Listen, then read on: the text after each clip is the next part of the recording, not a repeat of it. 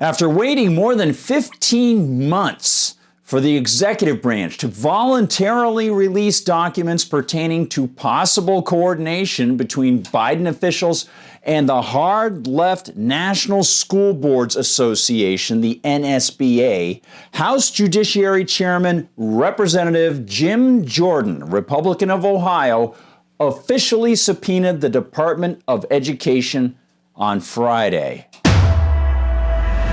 Hi everyone, I'm Gardner Goldsmith for MRC-TV. Here's the story, and it comes via an exclusive report from the Daily Caller's Henry Rogers, their chief national correspondent. He writes, quote, according to the subpoena, Education Secretary Miguel Cardona is commanded to produce documents before the Judiciary Committee on March 1st, 2023 at 9 a.m. Eastern Time.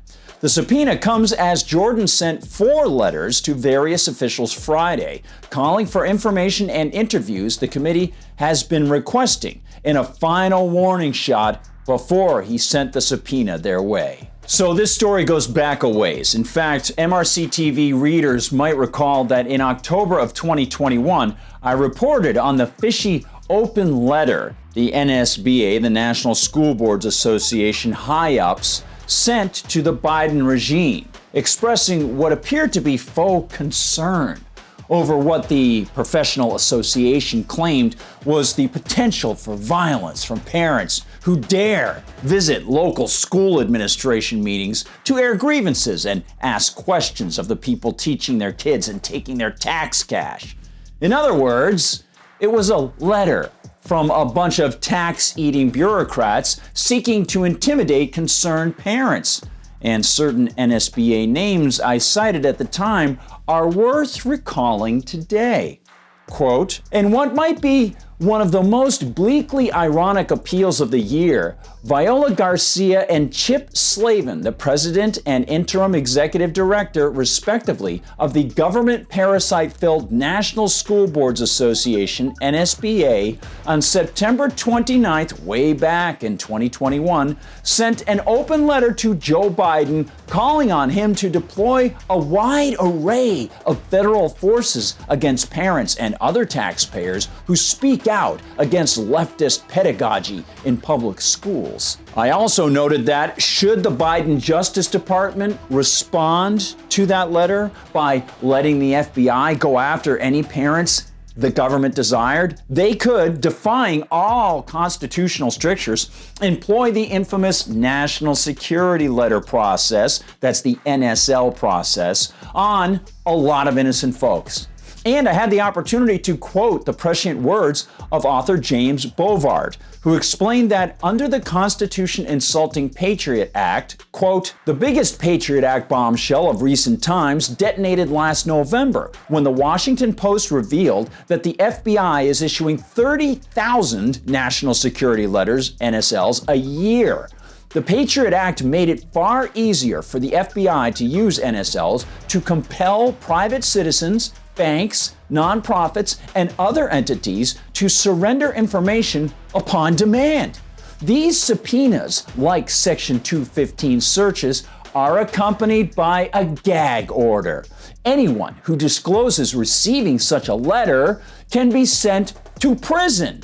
FBI field offices issue NSLs on their own in cases that they claim involve international terrorism or clandestine intelligence activities. And Bovard added more choice details. Quote, NSLs empower the FBI to seize records on people's earning, spending, travels, web searches, emails, and telephone calls. Each NSL can lasso the records of thousands of people. Federal Judge Victor Marrero ruled that the Patriot Act's NSL provision, quote, has the effect of authorizing coercive searches effectively immune from any judicial process. Months later, after that initial blowup about the letter, in January of 2022, MRC-TV's Kevin Tober wrote that the Washington Free Beacon and Fox News had obtained a bombshell.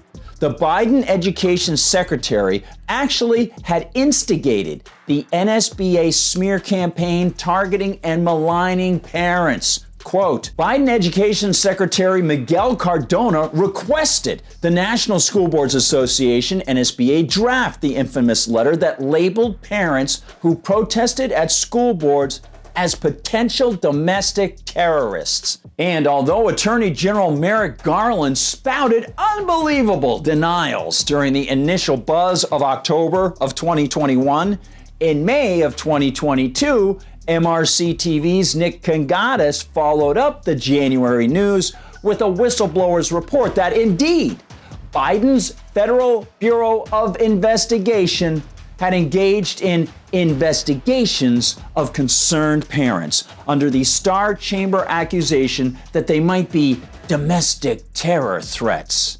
Now, Jordan has had enough. About the subpoena and Jordan's warning shot letters, Daily Caller's Rogers writes, quote, The Daily Caller first obtained the Jordan letters, which were sent to Chip Slavin, former interim executive director and CEO of the National School Boards Association, Nina Jankowicz, former leader of the Department of Homeland Security's DHS's Disinformation Governance Board, Viola Garcia of the National School Boards Association, and Jennifer Moore, the Executive Assistant Director for the Human Resources Branch at the Federal Bureau of Investigation. Rogers adds, quote, In the letters, Jordan accuses each official of ignoring requests for transcribed interviews, as well as not providing the committee with the documents and information they previously requested. Jordan gives the officials one last chance to come before the committee before sending subpoenas to the officials. You know, curiously, the left-dominated pop news so-called media aren't up in arms over all the Biden administration and NSBA delays and intransigence. Rogers offers some valuable final details. Quote, Cardona allegedly solicited a letter from the National School Boards Association, NSBA, likening parents to domestic terrorists, according to emails obtained by Parents Defending Education, PDE. The letter reportedly advocated for federal investigators to monitor and intervene in activities by concerned parents, PDE emails showed. After the letter was publicized, the NSBA, that should read, sent out a memo to members saying, quote, We regret and apologize for the letter. How much corruption is too much when it comes to pushing the leftist ideology that the old guard media seems so fervently to adore? Thus far, the answer is there's no such thing as too much leftist propaganda and spending, even when it's directed at intimidating innocent people. Thank you for watching, everyone. Please join us on Rumble where they don't censor us. That's Rumble. Great new look at Rumble. Hit the thumbs up. Help us with the algorithms, and please share the videos. We'll see you on YouTube as well. And yes, they have censored us. We'll see you in the comments section over there. MRCTV.org is the main site. And when you visit, please remember, we always appreciate your donations to the Media Research Center, now entering its 36th year in fighting the leftist media mindset. Very interesting work that has been going on for so long, and it will continue. You can find us on TikTok, you can find us on Instagram. Of course, the Facebook page is always jumping. Find us on Twitter, and on Twitter, I'm at Gard Goldsmith, and on Gab, I'm at Gardner Goldsmith. For MRC TV, thanks for watching. I'm Gardner Goldsmith.